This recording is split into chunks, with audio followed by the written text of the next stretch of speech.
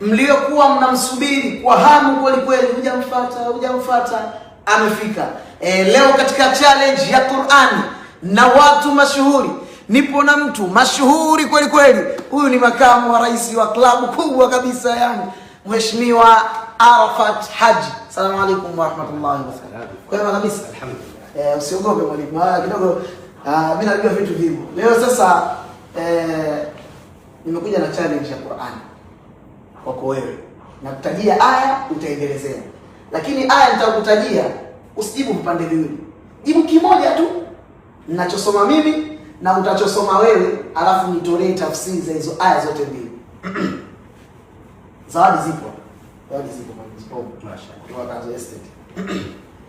أعوذ بالله من الشيطان الرجيم والحب ذو العصف والريحان.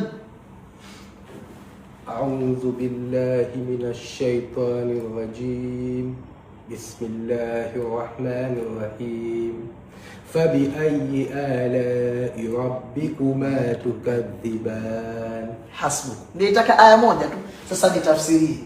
Aya niliyoisoma mimi inayosema walhabbu dhul asfi warayhan, na niliyosoma fabiayi ala'i rabbikuma tukadhiban. Wasikilizaji wapate faida ya tafsiri.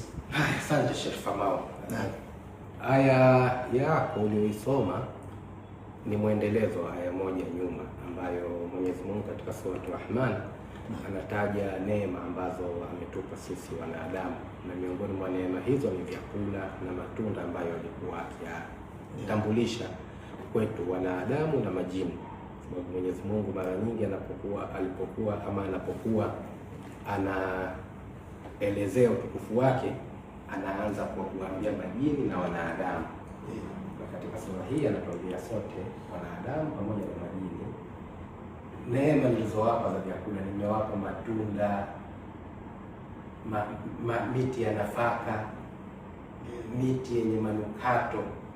Alafu akamalizia na aya ndio isoma mimi, fabiayi ala'i rabbikuma tukadhiban. Anatuambia nyinyi wanadamu na majini, ni zipi katika neema zangu ambazo mnazikataa na mnazikanusha? Mashaallah. Fabiayi ala'i rabbikuma tukadhiban. Amerejea aya hiyo mara 31 katika aya 78 za sura Ar-Rahman. Subhanallah. Kila baada ya aya anaitaja tena aya hiyo kutuuliza sisi wanadamu na majini, ni ipi katika neema na rehema zake yeye